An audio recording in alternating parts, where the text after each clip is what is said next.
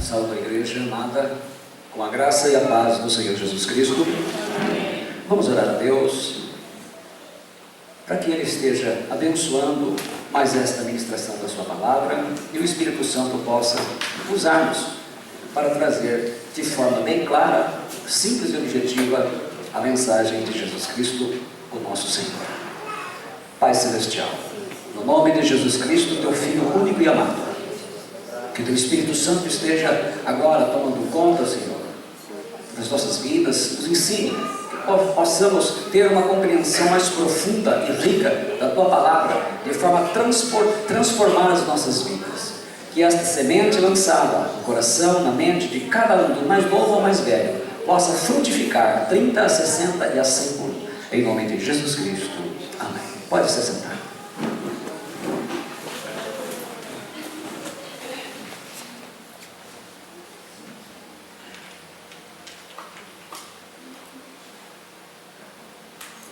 Muito bem, cenas aí, né? O sacrifício de Jesus, o Cordeiro de Deus. Nós temos trabalhado aqui com os 5 pilares do Evangelho de Jesus Cristo. Falamos já que Jesus Cristo é Deus, já falamos que Jesus Cristo se encarnou, e hoje vamos estar vendo Jesus Cristo morreu na cruz.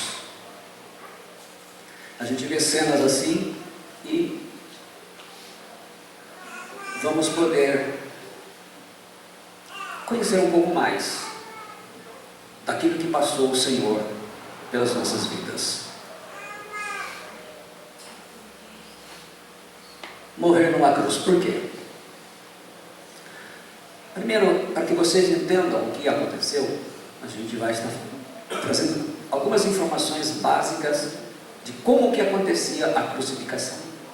Então ela foi criada na Pérsia entre 539 e 533 a.C., foi usada pelos cartagineses, macedônios, né? Só o Alexandre o Grande, quando ele trouxe para cá, ele matou 2.000 pessoas na cruz. E no Império Romano, a crucificação era usada em situações específicas, e nós vamos ver isso para entender, né? Cidadão romano mesmo só era crucificado em causas de alta traição contra o Império. Por exemplo, por isso que o apóstolo Paulo não foi crucificado. Ele tinha o direito, mesmo sendo judeu, ele tinha o direito de cidadania romana por causa do pai dele. Então ele não foi crucificado, ele foi decapitado. O comandante Crasso crucificou num só dia 6.000 dos 200.000 escravos rebeldes que seguiram o gladiador Espartacus, que virou filme isso, né? Naquela época, escravo mais rebelião era igual a crucificação. Você, escravo, se rebelou, já sabia que a pena era morrer na cruz, né? Espartacus foi morto em combate, por isso não foi crucificado. Eles, como sendo romano, como era alta traição, poderia ser, né? Então a gente vê, para a gente acompanhar no texto, a punição pela crucificação era uma medida disciplinar para a manutenção da autoridade existente, por isso era feita em lugar aberto. Por isso que eles expunham, a gente vê nos filmes de Cristo, né, que mostra Cristo, era em aberto, porque era para todo mundo ver, aquilo era exemplar. Era como se dissesse assim, ó, veja o que está acontecendo com esse, para você não cair também igual, né? E está lá, João 19:12. Desde então Pilatos procurava soltá-lo, mas os judeus clamavam dizendo: se soltas este, não és amigo de César. Qualquer que se faz rei é contra César. Então eles estavam forçando a barra, porque sabia que só a autoridade romana poderia fazer isso. Na Judéia, nos tempos de Jesus, a sentença de crucificação dependia somente das autoridades romanas.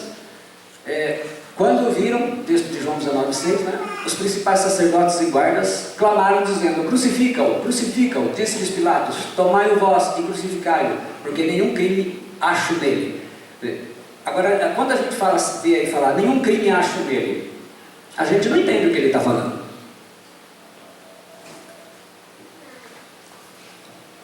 Hoje nós vamos entender. Quando ele disse isso aqui, ele estava dizendo algo específico que quem conhecia a lei romana sabia o que era. A crucificação, ela era a pena para. O que tinha que fazer para ganhar a pena da crucificação? Primeiro, ofensas contra o Estado, como a traição contra o Império. Então teria que achar algo disso. Segundo, rebelião, sedição. Terceiro, os crimes hediondos que causam horror, né, como homicídios, tinha que ser um assassino. Resistência à autoridade romana, piratas, escravos que matavam o seu senhor. Observe que Cristo teve que ser rebaixado Para poder ser crucificado, ele teve que ser rebaixado a um desses pecados, desses crimes, melhor dizendo. Olha a situação. Quando ele fala, não acho crime algum, quer dizer, o Pilatos olhou e falou, olha, ele não fez nada disso aqui, não posso crucificá-lo. E eles tiveram que forçar a barra. Há poucos registros de mulheres sendo crucificadas, como é o caso da ex-escrava Ida, por ordem de Tibério. A crucificação tinha por meta ser um espetáculo macabro, cruel, com a mais dolorosa e humilhante morte possível. Então, a crucificação ela tinha essa finalidade mesmo. Ela era para ser macabra, cruel, humilhante. Então, não bastou renunciar tudo o que Cristo renunciou. Para morrer aqui, ele acabou sendo condenado naquilo que tinha de pior. Era para ser um exemplo de punição a todos os rebeldes. Eram tidos como maldição. Então quem tinha aqueles seis lá, eram tidos como maldição. E aí, vem a Escritura dizendo, Cristo nos resgatou da maldição da lei, fazendo-se maldição por nós. Porque está escrito, maldito todo aquele que for pendurado no madeiro, para que a bênção de Abraão chegasse aos gentios por Jesus Cristo, e para que pela fé nós recebamos a promessa do Espírito Santo, Gálatas 3, do 13 ao 14. Então, ele se fez maldição, ele teve que ser humilhado a esse ponto. Vendo, pois, os principais dos sacerdotes e dos servos clamaram dizendo, crucifica-o, crucifica-o. Disse-lhes Pilatos, tomai o vós e crucificar, porque eu nenhum crime acho deles. Agora a gente entende, ele não achou nada daquilo, não tinha o que acusar Cristo. Está aí Pilatos dizendo ao povo, gente, não tem nada nesse homem que leve à crucificação. Aí começa os períodos de sofrimento, né? A crucificação. Como regra, o condenado tinha que carregar apenas a travessa da cruz, chamada de patíbulo, que nós já vamos ver, sobre os seus ombros, que não pesava mais do que 45 quilos, quer dizer, menos de um saco de cimento. No caso de Jesus, ele teve que carregar toda a cruz, conforme os 4 evangelhos registram, como castigo, o que explica porque Jesus caiu com ela, sem contar que já estava fraco. Então, no caso dele, abriu uma exceção, vocês veem que o negócio para ele foi mais pesado. Todo mundo levava o quê? O que era comum era isso aqui, ó, levar o patíbulo, como alguns querem fazer. Mas no caso de Jesus, os 4 evangelistas, eles mostram que Jesus carregou a cruz inteira. Então, o que prova que além de fraco que ele estava, ele não aguentou. Ele cai aonde precisa da ajuda lá do Simão Sirineu. Então ele tem que carregar a cruz, né? Chega um momento que tem que pegar o Simão Sirineu. Esse aqui retratou ele certo, né? Porque pelo original, o Simão Sirineu era negro. E ele teve que carregar a cruz. Então, fraco do jeito que estava, ele não suportou realmente carregar até o final, né? O condenado caminhava pelas ruas carregando títulos, uma placa indicando o nome do prisioneiro e o seu crime, João 19:20. Então, tudo aquilo que vocês veem acontecendo fazia parte de vamos dizer assim, de um ritual que eles cumpriam. Era tudo certinho. E no caso de Jesus eles iam piorando um pouco mais, né? Então, o título em hebraico, né? Jesus Nazareno, Rei dos Judeus, lembrando que hebraico se lê da direita para a esquerda, né? Em grego, né? Como aparece lá, né? Exouce, está aí para a gente ver como está no original. E também em latim, né? Jesus Nazarenus Rex Iudeo. Nazareno significa consagrado a Deus ou consagrar-se a Deus, que vem lá de Nazaré. Então, quando a gente fala Jesus de Nazaré, Nazareno era Jesus consagrado a Deus como homem que ele foi aqui. Aqui alguns elementos na coroa e os pregos, como mais ou menos era. O peso das pernas sobrecarregava a musculatura abdominal, que cansada tornava-se incapaz de manter a respiração, levando à morte por asfixia. Para abreviar a morte, os torturadores quebravam as pernas do condenado. Era o crurifágio, acelerando a morte. Falar nessa situação exigia grande esforço. De Jesus não se quebrou, porque a profecia tinha que ser cumprida, né? E ele ainda falou nesse momento. Lembrando sempre que foi por nossa causa, né? Os açoites com azorrague. O castigo começava com a flagelação pelo azorrague, quando os soldados fixavam os pregos, pedaços e ossos, e o açoitamento era tão forte que às vezes o condenado morria nos açoites. Às vezes a coisa era tão feia nos açoites que já morria ali, nem ia para a cruz. No caso de Jesus, ele passou por isso. E começa aquelas cenas que são, né, tristes de ver. Essas pontas aqui, que era de metal, como a gente vê no filme do Mel Gibson, né? Ela realmente acontecia isso, né? Entrava e quando saía, saía com lasca de carne. Então você imagina quanto de sangue que perdia. Até ser crucificado, geralmente o sujeito não demorava muito, né? Vários modelos, né? Ossos, bolas metálicas, era um negócio muito macabro mesmo. Eles tinham muito prazer de fazer isso daí. As mãos pregadas, elas eram assim, né? Amarradas e pregadas ali em cima. Aqui dá para ver melhor, tá vendo? Então pegava esse pregão aqui e foi isso que fizeram nas mãos do nosso Senhor. Os pés na cruz eram geralmente pregados dessa forma, juntos. Dá para ver que era tão grande o prego que ele fixou os dois pés, entrou na madeira e estava com a parte para cima. Você vê o tamanho que era. Isso suportou o nosso Senhor. Está aí outra foto de frente, vendo como que ficava o negócio. O tamaninho do negócio, isso daí eram pregos realmente imensos. A gente tem ideia, isso aqui tudo o nosso Senhor suportou por amor de nós. Aqui mais uma imagem deles, né? Vocês viram o tamanho. O negócio era abissal.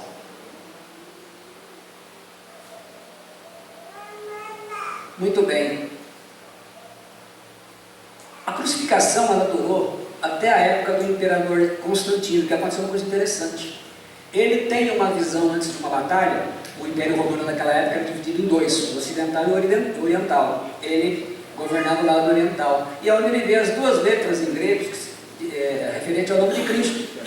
E ele então entende que recebe uma ordem, segundo narra a história, e manda colocar essas marcas de Cristo em todos os seus escudos dos soldados. E eles vencem a guerra.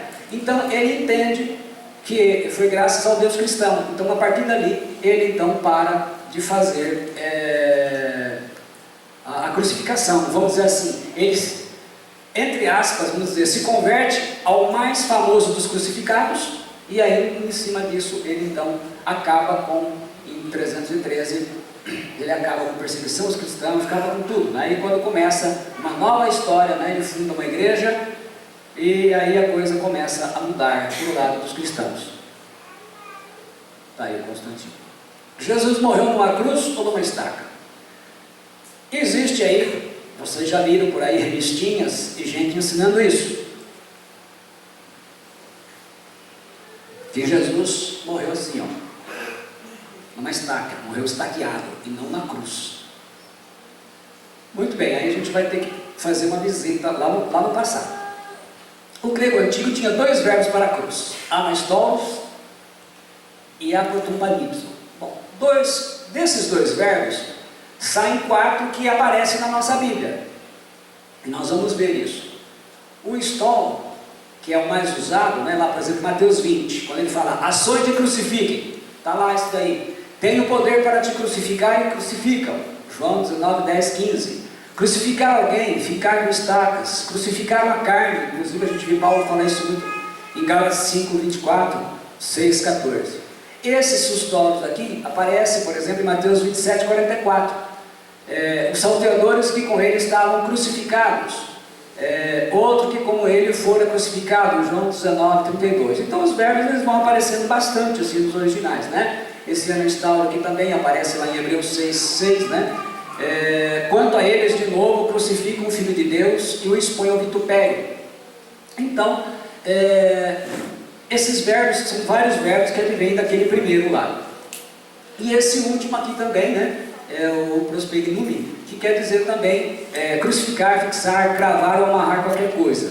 A este que vos foi entregue pelo determinado conselho e presciência de Deus, prendentes, crucificasse e matasse pelas mãos de injustos. Atos 2, 23. O que importa nisso?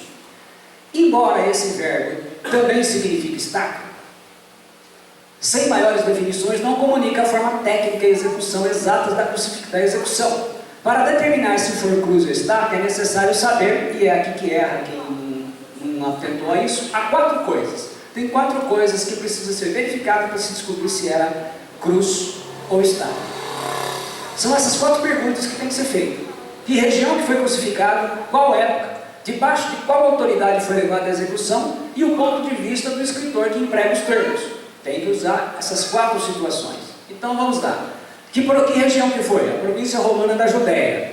A gente vê falar demais isso nos filmes, né? Qual época? O Senhor Jesus Cristo foi condenado à morte no 18º ano do reinado de Tibério Cláudio Nero César, em 14, portanto no ano 32. Ele viveu de 14 a.C. até 37. Mas ele viveu mais 5 anos ainda depois da crucificação de Cristo. Debaixo de qual autoridade romana foi levada à execução? Tibério César, está lá em Lucas 3:1. No 15º ano do reinado de Tibério César, sendo Pôncio Pilatos governador da Judéia, Herodes tetrarca da Galileia. Era tempo onde a crucificação era a forma mais usada pelos romanos. Então a gente vai ver que debaixo desse governador aí, desse imperador, o que rolava lá era a crucificação. O que se seguiu ainda por muitos anos. Por exemplo, no ano 66, esse governador Flora, que ele ordenou a crucificação de 3.600 rebeldes. E depois Roma seguiu mandando 500 judeus por dia para a cruz. Vocês já imaginaram 500 pessoas sendo crucificadas num dia só? Então era normal isso. Então a história mostra que no período em que Cristo foi crucificado, crucificação lá era coisa banal, toda hora acontecia. Até 70, por exemplo, 6.000 rebeldes que seguiram Espartacos foram crucificados. Então crucificação, matar na cruz lá era... Portanto, conclui-se de forma clara e precisa que o Senhor Jesus Cristo foi crucificado e não estaqueado. Embora morrer na cruz levasse até 3 dias, o Senhor Jesus Cristo morreu 6 horas depois. Foi crucificado às 9 horas da manhã, Marcos 15:25, e morreu às 15 horas, Marcos 15:34, porque a morte dele já foi programada, né? O ponto de vista do escritor que emprega os termos. Aí nós vemos o apóstolo João. Se eu não vir o sinal dos cravos em suas mãos, o apóstolo destaca o sinal dos cravos nas suas mãos. Isso significa que na crucificação de Jesus foi usado pelo menos um cravo em cada mão. Ele está no plural, né? Então mostra esses elementos, dá para mostrar, para tranquilizar todo mundo aí, que poderia estar em dúvida, né? Portanto, Jesus não foi pendurado numa estaca, e sim numa cruz. E foi esse tipo de morte que anunciou Pedro, que Pedro teria. Ele fala para Pedro lá em João 21:18-19, né? Depois daquela pergunta que ele faz 3 vezes para Pedro: se tu me amas, né? Lá na frente ele vai lá. Mas quando já fores velhos, estenderás as tuas mãos, e outro te cingirá e te levará para onde tu não queiras. E disse isso significando, com morte havia ele de glorificar a Deus. Quer dizer, estenderás as mãos, né? Crucificado. Então, da mesma forma, o autor estava bem claro, colocando isso daí, né? E Pedro vai ser crucificado de ponta cabeça. E por último, ainda uma parte meio técnica, mas é importante entender isso aqui. Todo mundo fala desses textos, se você pegar 5:30, 10:39, 13:29, 1 Pedro 2:24, você vai ver que ele fala suspendendo Jesus no madeiro, pendurando no madeiro. E aí todo mundo vem, o madeiro era a estaca. E tem Paulo também, né? Cristo nos resgatou da maldição da lei, fazendo-se maldição por nós, porque está escrito: maldito todo aquele que for pendurado no madeiro. Gálatas 3:13. Muito bem, essa é a grande bandeira, quando eles usam essa palavra grega, shurum aqui, que traduz madeiro, árvore, aquilo que é feito de madeira, viga, forca, estaca ou cruz. Então vamos entender isso aqui. É mais ou menos igual às coisas que eu já passei nas outras mensagens. A tradução da Septuaginta, quando ela vai traduzir o hebraico para o grego, então ela utiliza essa palavra shurum aqui. Por quê? Porque os judeus, eles não crucificavam. Crucificação era um método romano. E Jesus não foi condenado por judeus, mas sim por romanos. Então, o autor, ao traduzir como os judeus não crucificavam, eles traduzem essa palavra, aqui, essa palavra etz, do hebraico, eles usam shurum, madeiro. Por quê? Era fiel ao texto hebraico, porque hebreu não crucifica. Os judeus não crucificavam ninguém, mas sim os romanos. Madeiro aqui é sinônimo de cruz, porque Jesus morreu sobre romanos. Então a gente não pode esquecer que a crucificação de Jesus, ela foi sobre romanos, embora foi instigada por judeus, mas o sistema de condenação era romano. O peso da maldição foi carregado por Cristo em sua obra na cruz, porque Jesus sofreu a maldição do pecado e aceitou o castigo que os nossos pecados mereciam e forneceu o perdão e a liberdade da servidão do pecado. Os primeiros cristãos nunca tiveram dúvidas de que Cristo morreu numa cruz. Então nunca houve isso, essas dúvidas nunca existiram no começo Porque eles já sabiam que era assim mesmo. Jesus foi condenado numa morte que era chamada de maldição. Ele se fez maldição pelos nossos pecados. E aí, restou ainda, que a gente viu aí de dúvidas, a respeito dos tipos de cruz. Qual tipo de cruz que Jesus foi crucificado? Porque existiam 3 tipos. A cruz comissa, que tem forma de T, desse jeito. A cruz de missa, que é essa tradicional, que é essa que ele foi crucificado, né? E desse nome aqui que vem, né? Missa, é daí que vem. E a cruz decussada, em forma de X, como foi crucificado o apóstolo André. Então eram esses 3. A de Jesus é essa aqui, ó, a número 2. Eram as formas que ele tinha. Não só crucificavam, mas eles tinham formas de crucificar, que era variável isso daí, né? E aí, por fim, é onde vem a mensagem da cruz, que é aquela que ela deve estar sempre sendo pregada, né? Reconciliação, paz, remoção, propiciação, redenção, resgate, remissão, e está consumado. A reconciliação, a gente pode pegar Efésios 2,16, e pela cruz reconciliar ambos com Deus em um corpo, matando com ela as inimizades. A palavra quer dizer trazer de volta a um estado de harmonia anterior. Cristo reconciliou judeus e gentios com Deus no seu corpo, que é a igreja. O que a gente pode olhar disso aqui?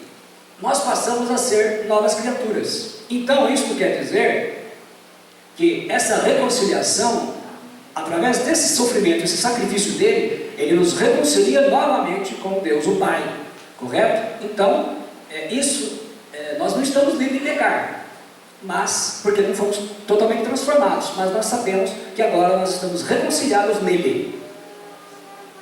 A paz, Irenei Shalom, né, no hebraico, e em grego Irenei, e que havendo por ele feito a paz pelo sangue da cruz, por meio dele reconciliasse consigo mesmo todas as coisas, tanto as que estão na terra como as que estão nos céus. Colossenses 1:20.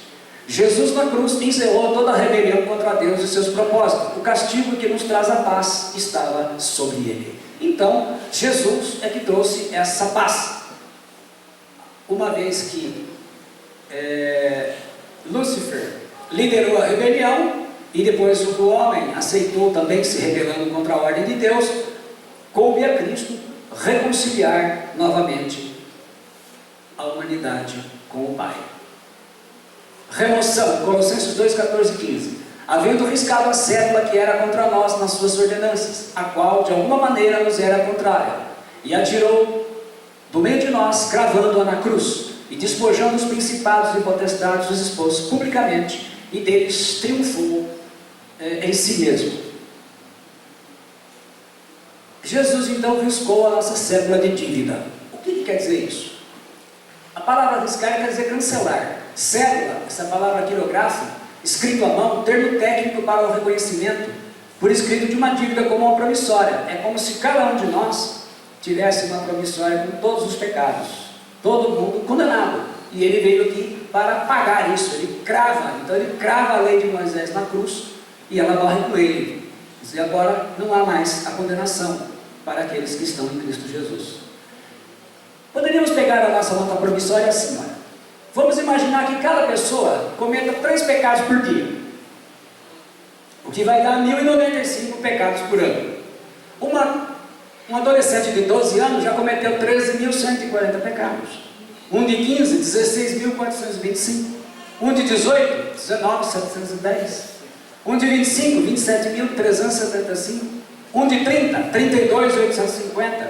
Um de 35, 38.325. Um de 40, 43.800, um de 50, 54.750, com 58, idade que eu vou fazer em 70, 63.510, com 60 anos, 65.700 pecados, com 65, 71.175, com 75, 82.125, com 80 anos, 87.600, e quem já chegou nos 85, 93.075 pecados. Mas a boa notícia é que estão totalmente pagos. Basta que eu tenha o quê? o arrependimento. Aí a gente volta aos 6 princípios, correto? Então, isso a gente fazendo conta de 3, né? Então, a mensagem da cruz diz que Cristo triunfou. Esta palavra triamunho aqui, como o general romano triunfante mostra a sua vitória numa procissão de vitória, em que os despojos do prisioneiro são apresentados à multidão. Você vai ver isso aqui também em Coríntios. E o que é a dificuldade de entender? O que ele está falando que Cristo levou em triunfo? Para a gente entender quando ele fala em general romano, mais fácil a gente ver, né? Aí, da mesma maneira que o general romano conduzia em triunfo os despojos, aqueles que ele vencia, ele fala aqui em Cristo, né? Cristo triunfou sobre principados, sobre toda a força demoníaca, e ele está levando eles cativos, porque agora nós ganhamos a vitória, nós ganhamos uma nova vida, correto? Então, é isso que o apóstolo Paulo usa. A propiciação. Meus filhinhos, estas coisas vos escrevo, para que não pequeis, e se alguém pecar, temos um advogado para com o Pai, Jesus Cristo, o justo. Ele é a propiciação pelos nossos pecados, e não somente pelos nossos, mas também pelos de todo mundo. 1 João 2:2. Advogado, a palavra paracletos aqui, advogado de defesa, no sentido jurídico. A propiciação é a conciliação, é a satisfação. O sacrifício na cruz satisfez a ira de Deus, as exigências da santidade dele, para o pecado, o castigo do pecado, transformando em favor, que é a graça. Quer dizer, tudo aquilo que eu mostrei para vocês de conta de pecado, para Jesus, a morte de Jesus na cruz, ela foi a propiciação, quer dizer, ela atendeu à exigência da santidade do Pai. No passado, como é que se fazia no Antigo Testamento? Ofereciam-se animais, bodes, bois, cordeiros. Agora, no Novo Testamento, o Cordeiro de Deus é que morreu para isso, correto? E aí é que entra naquela palavra mais poderosa que nós lemos nas Escrituras, quando ele fala da nossa redenção, do nosso resgate. Por exemplo, lá em Romanos 3:24, por exemplo, sendo justificados gratuitamente pela sua graça, pela redenção que há em Cristo Jesus, justificados, declarados justos e sem culpa pelo juízo divino, gratuitamente, não merecido, pela misericórdia. Quer dizer, nós somos declarados justos, sem culpa, através de Jesus Cristo. A gente não merece, um favor, mas ele nos declara através da obra da cruz. A redenção é um método de Deus para salvar. Então observe que todo o sofrimento de Cristo, ele veio não só para nos reconciliar, pagar os pecados, mas para nos redimir. A palavra graça, como eu já expliquei, cálice, significa favor imerecido, presente da misericórdia de Deus. A gente não merece, mas nós temos esse presente. A redenção, o que era? No antigo mercado de escravos, era o pagamento de resgate necessário para se obter a libertação do escravo ou prisioneiro. O único pagamento para redimir os homens da escravidão do pecado é o castigo de Cristo na cruz. Então, era o pagamento. Ele tinha que pagar por esses pecados. Ele pagou a conta. A remissão, como está lá em Romanos 3:25, ao qual Deus propôs para a propiciação pela fé no seu sangue, para demonstrar a sua justiça pela remissão dos pecados, tantos cometidos sob a paciência de Deus. Por isso que Jesus fala, texto que a gente usa na ceia, né? Mateus 26:28, porque isto é meu sangue, o sangue do Novo Testamento, que é derramado por muitos para a remissão dos seus pecados. Então, ele está reconciliando, ele está sendo o cordeiro que se oferece, ele está satisfazendo a exigência do Pai, e ele está pagando o preço da nossa redenção. Vocês entendem? Tudo isso no sacrifício dele, único. Por isso que não tem como se pensar em salvação sem Jesus Cristo. Sem Jesus Cristo, ninguém. Tem gente que imagina o seguinte: olha, vem para a nossa igreja, porque senão você não é salvo. Alguém vai morrer na cruz? Tem pastor que morre na cruz? Algum ancião que morre na cruz? Não. A cruz, a salvação é o sangue de Cristo. Não tem mais nada. Não adianta você pegar homens. A salvação é única e exclusiva do Filho de Deus. Propôs expor a visão pública. O grande sacrifício não foi realizado em segredo, mas o Pai expôs publicamente o seu Filho no Calvário. Por isso que ninguém terá desculpa. Porque mesmo que hoje as pessoas neguem, tentem transformar a cruz em... Isso daí é um desrespeito à santidade do Senhor. Transformar em estaca, fazer isso. mas todos não podem negar esse grande evento. Por isso que ele fala de propôs, é mostrar publicamente. Foi exposto, o filho dele foi exposto, foi uma visão macabra, mas isso foi feito. Ele limpou os nossos pecados. Então quando fala de propiciar, quer dizer que ele nos lavou, ele nos limpou. É por isso que no Apocalipse, no final, ele fala: bem-aventurados aqueles que são o quê? Tem o seu sangue lavado no sangue, os seus pecados lavados no sangue do Cordeiro. Então quando a gente olha, por isso que ele fala, ele propôs, olha, tinha muitas testemunhas, foi algo escandaloso, terrível, e deveria comover a todos, quando a gente para olhar tudo isso, para que a gente pudesse poder voltar para casa, verdadeiramente. Então, remissão dos pecados significa que o Pai não vai mais lembrar na memória os nossos pecados. Quando nós, essa palavra, deixar sem punição, libertação total, né?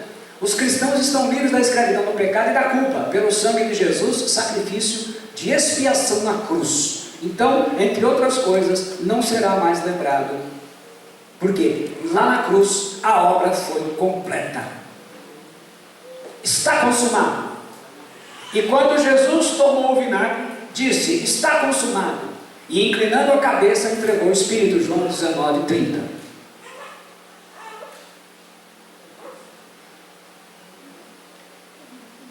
Ele diz a palavra em grego, né?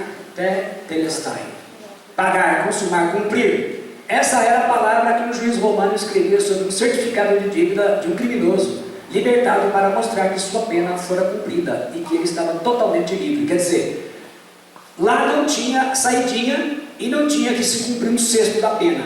Ele cumpria, quando o prisioneiro cumpria toda a pena, pegou 30 anos, ficava 30 anos na cadeia. Quando ele saía com esse título, totalmente pago, escrito por um juiz. Aqui, quando Jesus diz isso, está consumado, totalmente pago, ele quis dizer que toda a dívida de pecado da raça humana estava quitada, estava paga. Ninguém deveria mais nada, mas ela é exclusiva do Filho de Deus. Inclinando a cabeça, aqueles que eram crucificados morriam esticando a cabeça para tentar respirar e não abaixavam a cabeça. Jesus, ativo em sua morte, inclinou sua cabeça como fazia para dormir. O abaixar de sua cabeça mostra sua submissão à vontade de seu Pai e sua obediência até a morte e morte de cruz. Quer dizer, todo mundo, quando ele morreu, procurava na cruz esticar a cabeça para respirar. Ele se curva à vontade do Pai e, inclinando a cabeça, ele entrega o Espírito. Ele cumpre em obediência até a morte, e morte de cruz. Vocês percebem o quanto ele abriu mão para poder salvar a humanidade? Todos os tipos de profecias do Antigo Testamento sobre o sofrimento do Messias de Israel estavam cumpridos. Toda a obra que o Pai o enviou para realizar agora estava cumprida. A salvação estava realizada. A dívida de pecado do homem estava totalmente paga pelo seu sangue. Esta é a mensagem da cruz de Cristo. A salvação, todo o pagamento, tudo foi feito por Ele. E aí a gente vê aquela mensagem em Romanos especialmente, né? Deus nos chama à vocação, novo nascimento, a regeneração através do quê? Do arrependimento. Pela fé nós temos a justificação, o título de adoção. Começa o processo de santificação e nós aguardamos a glorificação que virá na ressurreição. Por isso que a gente ainda pega, né? Os espinhos, não se tem certeza, né, se era de tamareira, se era da caça da Síria, mas os espinhos que foram feitos à coroa para zombar dele, a média era 30 centímetros, uma régua. O manto de púrpura, túnica militar imitando a púrpura do rei, onde os soldados zombavam de Jesus como rei. Depois os soldados, lá em João 19:2, né, fizeram uma coroa de ramos cheios de espinhos e a puseram na cabeça dele e o vestiram com uma capa vermelha, zombando mesmo, né? E aí batiam, né? E aquele espinho entrava na cabeça, né? E aí a gente pensa assim, não brinque com isso. Você saberá que morreu? É uma pergunta que sempre as pessoas fazem. Você sabe que morreu? Vai saber? Claro que vai. A sua alma escolhe para onde vai. Ela pode ir para esse lugar aqui, de paz, pode ir para aquele lugar meio vermelho. A alma, morte não é fim. Ela significa que a alma separa do corpo. Então veja bem, a alma está saindo do corpo. Estava lá na operação, não deu certo, a alma está saindo. Para onde vai a alma? Olha, ela pode ir com o anjinho. Olha só que coisa maravilhosa. A alma do justo vai indo lá para o céu. Vai lá para o seio de Abraão, o anjo conduzindo sólido. Vai encontrar o teu Senhor. Não é?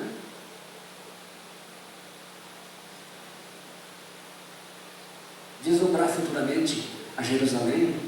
Ou se eu recusei Jesus, neguei, né? Até o último dia, também pode ir para esse lugar aqui.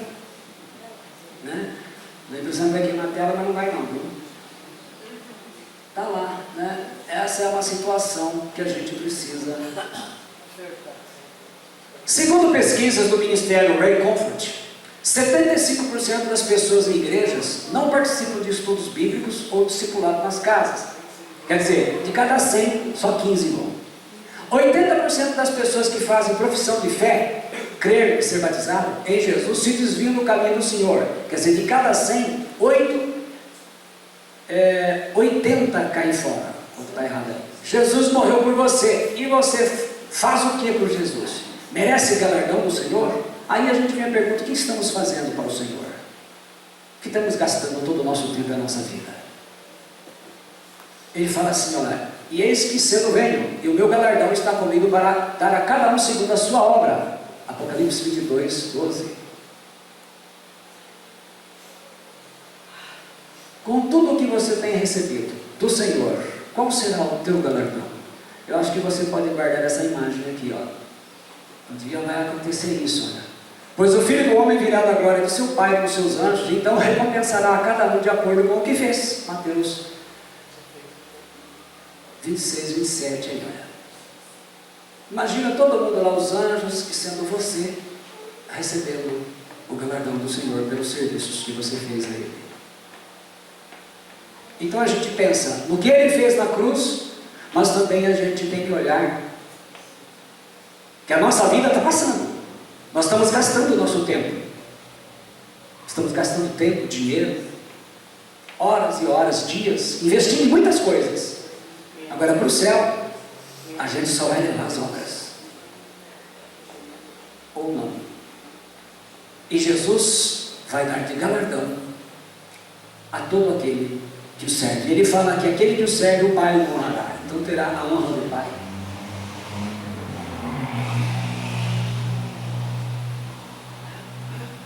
Muito bem, essa parte está encerrada também.